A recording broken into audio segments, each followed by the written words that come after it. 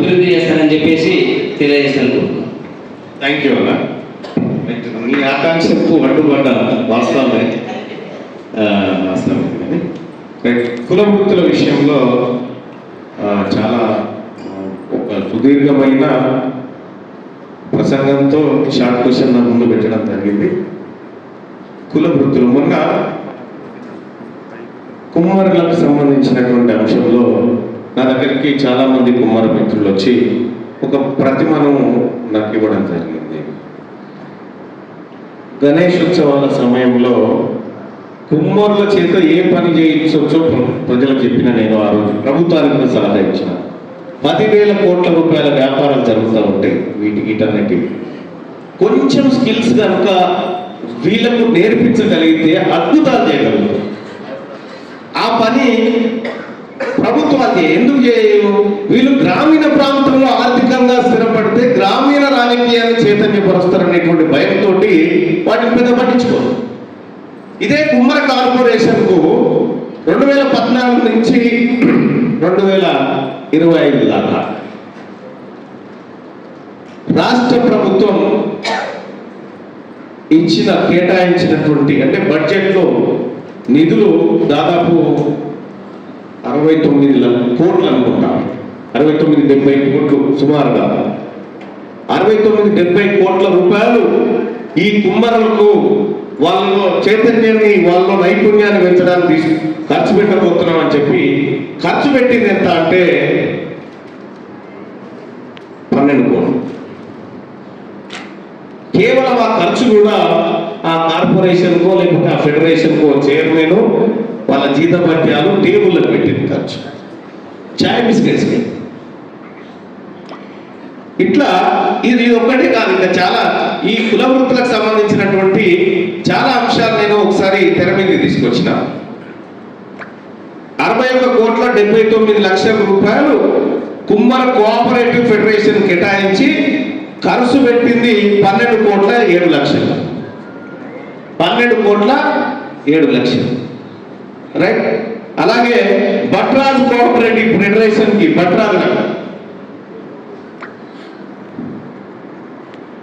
వాళ్ళు అలా భట్రాజులకు 17.3 కోట్ల రూపాయలు వాళ్ళ అభివృద్ధి కోసం ఖర్చు చేయబోతున్నామని చెప్పి ఖర్చు చేసింది ఎంత అంటే 17.5 కోట్లు అని చెప్పి ఖర్చు చేసింది 95 లక్షలు ఈ 10 ఏళ్ళలో.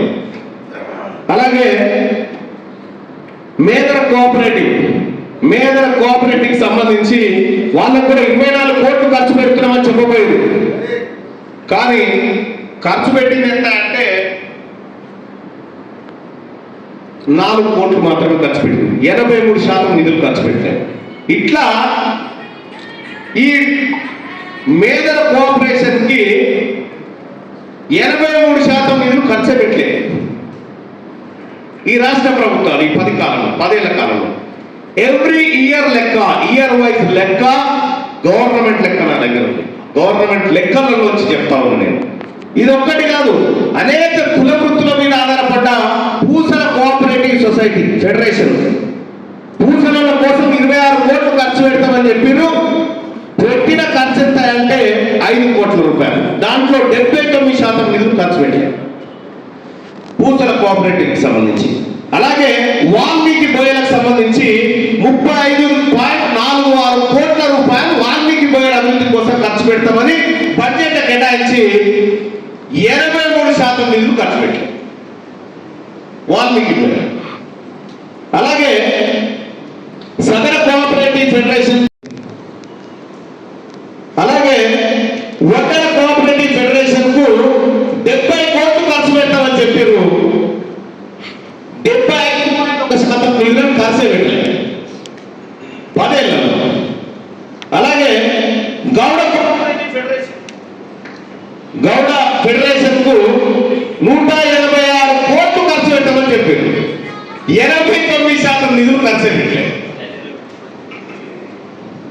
అలాగే నాయి బ్రాహ్మణ ఫెడరేషన్ ఉంది, వాళ్ళకు 760 కోట్ల రూపాయలు ఖర్చు పెట్టమని చెప్పారు.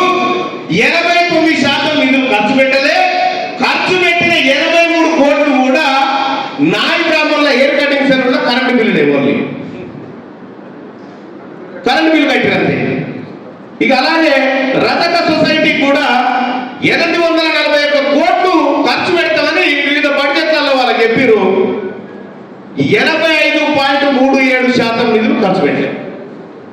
కుల వృత్తుల పట్ల ఆ ప్రభుత్వాలకు ఉన్నటువంటి చిత్తశుద్ధి ఏర్పాటులో చెప్పడం కోసం ఈ లెక్కలు చెప్పిన ఉదాహరణ. కానీ రేపొద్దున తెలంగాణ రాజ్యాధికార పార్టీ అధికారంలోకి వచ్చిన తర్వాత మీరొకసారి చూడండి, ఈ ఎంబీసీ కులాల్లో ఉన్నటువంటి నిమ్న ఒక్కొక్క బడ్జెట్ లో 2,000 కోట్ల రూపాయలు వాళ్ళ కోసం ఖర్చు పెడితే వాళ్ళ తలరాత నిజాయితీగా నిక్కచ్చిగా వర్గాల కోసం ఖర్చు చేయగలిగింది. అదే ఆ ఆలోచన మా పార్టీ తీసుకోపోతా ఉంది. చివరి క్షణంలో ఉన్నటువంటి వాళ్ళని యశోదలను అయితే ట్రీట్మెంట్ చేస్తున్నాయని అడిగి తోలిస్తాను. ఎందుకు అని ట్రీట్మెంట్ చేసి బతికిస్తాను కాదు, వారి అవయవాలే తోలుతాను. అక్కడ వాళ్ళతోటి అవయవ దానం అంటే రాపించుకుంటారంటే రాయించుకొని అవయవ దానం చేసినందుకు మీకు శాలువా సన్మానం, మీ కుటుంబం సలహా ఉండాలని చెప్తారు.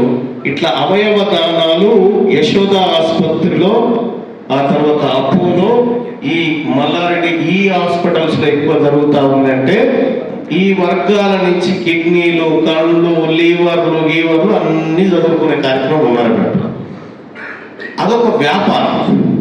ఇక్కడ ఈ హాస్టల్స్ లో ఉండేటువంటి కల్తీ ఆహారము, నాణ్యత లేని ఆహారము, ఇవి పెళ్ళైన తర్వాత ఆడపిల్లలకి ప్రెగ్నెన్సీ రాకుండా, పిల్లలు పుట్టకుండా అనేక దుష్ప్రభావాలు చూపిస్తారు. సో కాబట్టి మహిళా శిశు సంరక్షణ అనేది అత్యంత కీలకమైనటువంటి శాఖ. ఆ శాఖను కేవలం ఓ మహిళ ఉంటే ఆ మహిళకి ఇచ్చి నువ్వు చూసుకోపోవాలి. దాని మీద పర్యవేక్షణ లేదు, ఏం తింటారు ఏం తింటారు అనేది ఏ లెక్క లేదు ప్రభుత్వం దగ్గర. ప్రభుత్వం దగ్గర ఉన్నటువంటి లెక్క ఏంటంటే వాళ్ళ దగ్గర ఓట్లు ఉన్నాయా లేవు అనేది చూసుకుంటారు అంతే. కాబట్టి తెలంగాణ రాజ్యాధికార పార్టీ మహిళలకు ఎలాంటి వాతావరణం, ఎలాంటి ఫుడ్ కావాలో వాళ్ళే నిర్ణయించుకునేటువంటి వాతావరణాన్ని కల్పిస్తారు తెలంగాణ రాజ్యాధికార పార్టీ. అలాగే నిరుద్యోగ యువత నేను చాలాసార్లు చెప్పిన, నిరుద్యోగం అంటే ఏంటి? ఫస్ట్ ఏ పని లేకుండా ఉండడం. మల్లన్న కార్యక్రమానికి ఈరోజు ఉమ్మడి జిల్లా వ్యాప్తంగా మేధావులు, కుల సంఘ ప్రతినిధులు, చాలామంది విద్యార్థి సంఘ నాయకులు అందరూ ఇచ్చేసి తమ క్వశ్చన్లను అడిగి తీర్మార్ మల్లన్న గారి నుంచి సమాధానం రావటం జరిగింది.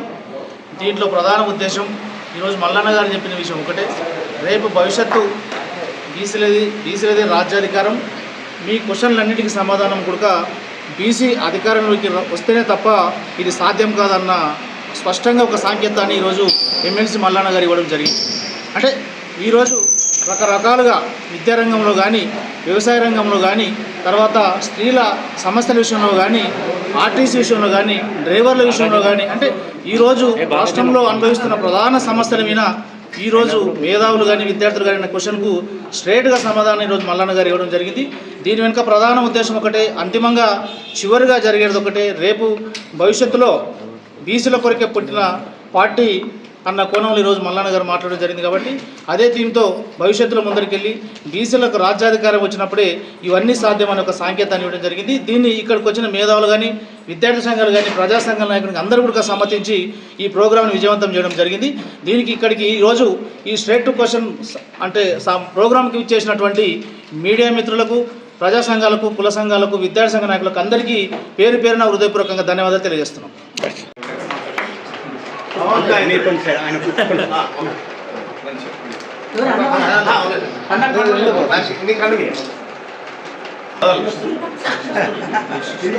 పార్టీ తరఫున నమస్సుమాజులు తెలియజేస్తూ, ఈనాడు తెలంగాణ రాజ్యాధికార పార్టీ వ్యవస్థాపక అధ్యక్షులు మన ఆశాజ్యోతి తీన్మార్ మల్లన్న గారు ఎమ్మెల్సీ ఉమ్మడి మహబూబ్నగర్ జిల్లా మేధావుల ఫోరం బీసీజేఏసీ ఏర్పాటు చేసిన కార్యక్రమానికి విచ్చేసి అనేక విషయాలు ఉమ్మడి మహబూబ్నగర్ జిల్లాలో ఉన్నటువంటి మేధావులు అడిగిన క్వశ్చన్స్ అన్నిటికి కూడా చక్కగా జవాబు చెప్పడం జరిగింది. ఏదైతే తెలంగాణ రాజ్యాధికార పార్టీ భవిష్యత్తు కార్యాచరణ కూడా చాలా వరకు మహబూబ్నగర్ జిల్లా గురించి కానీ తెలంగాణ గురించి కానీ ప్రముఖులు వేసిన ప్రశ్నలన్నిటికీ కూడా మా అధ్యక్షులు తీర్మాన్ మల్లన్న గారు చాలా సమయం ఇచ్చి వారు అడిగిన ప్రశ్నలన్నిటికీ కూడా ఆన్సర్ ఇచ్చిందని మేము అనుకుంటున్నాం.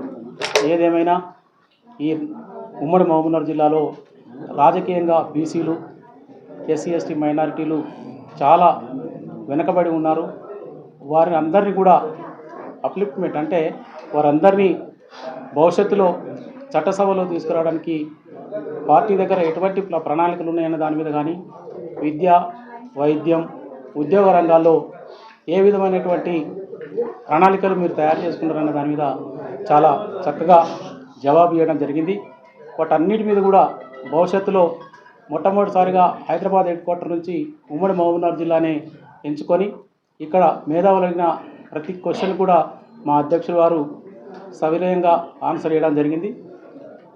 ఈ కార్యక్రమాన్ని ఉద్దేశించి ఈనాడు జరిగిన వ్యవహారాన్ని అంతా కూడా మా intellectuals forum retired DO Vijay Kumar గారు వారి మాటల్లోనే ఇందాం. చెప్పండి. ఉద్దేశం ఏంటంటే ఉమ్మడి జిల్లాలో ఓవైపు బీసీ ఇంటలెక్చువల్స్ అందరినీ ఏకతాటి మీదకి తేవడం, విజయ్ కుమార్ గారు, ఆ తర్వాత శ్రీనివాస్ గారు వీళ్ళంతా, మరోవైపు తెలంగాణ రాజ్యాధికార పార్టీ నిర్మాణము, ఆ వ్యవహారాన్ని నియోజకవర్గాల బాధ్యులు, మండలాధ్యక్షులు, జిల్లా అధ్యక్షుల దగ్గర నుంచి అందరి నియామకాలకు సంబంధించినటువంటి పర్యవేక్షణ సూర్యారావు గారు చూడబోతా ఉన్నారు. సూర్యారావు గారు ఇక ఉమ్మడి మహబూబ్ నగర్ జిల్లా తెలంగాణ రాజ్యాధికార పార్టీ ఇన్ఛార్జిగా ఉంటారు. ఈ జిల్లాలో కొత్త జిల్లాలుగా ఏర్పడ్డటువంటి జిల్లాలు అయితే ఉన్నాయో వాటి జిల్లాల అధ్యక్షులు కానీ నియోజకవర్గాలు 14 నియోజకవర్గాలు ఉన్నాయి.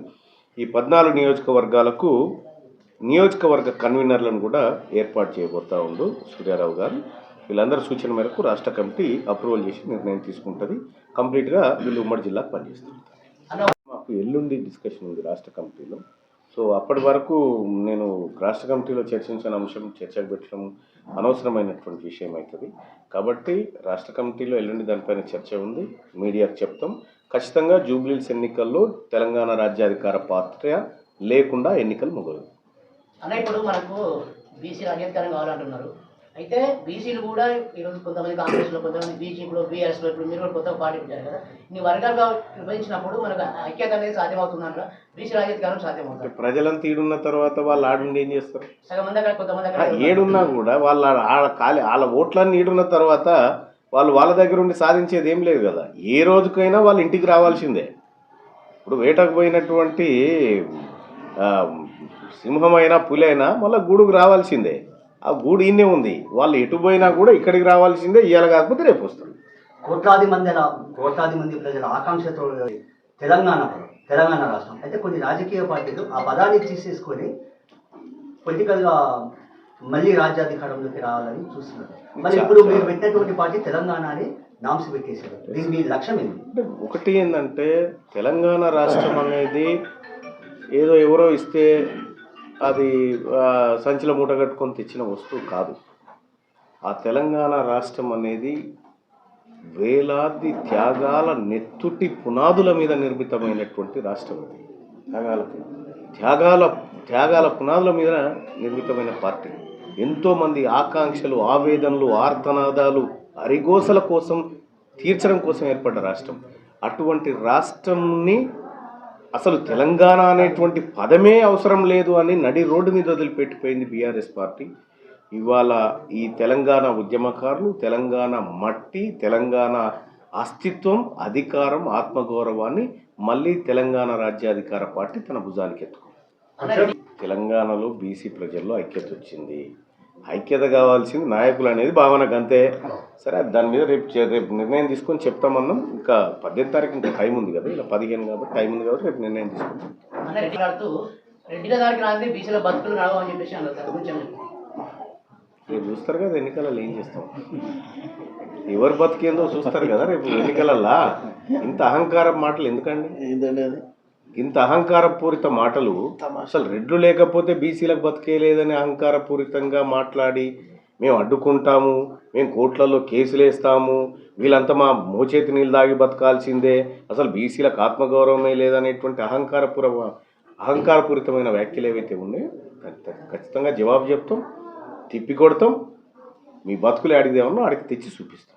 40 అంటే ఒకటేందంటే ఆ జీవోనే బలహీనమైన జీవో, ఆ జీవోకు ప్రాణం లేదు, ఆ జీవోకు ప్రాణం లేదు, ప్రాణం వీళ్ళ ఆయుష్ కూడా పోయలే. కానీ జీవో రేపు పొద్దున లేచి పరిగెత్తుందని మనకు చెప్తా ఉన్నారు. శవం పరిగెత్తడం ఎంత సత్యమో ఈ జీవో రేపు పొద్దుగా ఆడ పాస్ కావడం అంతే సత్యం.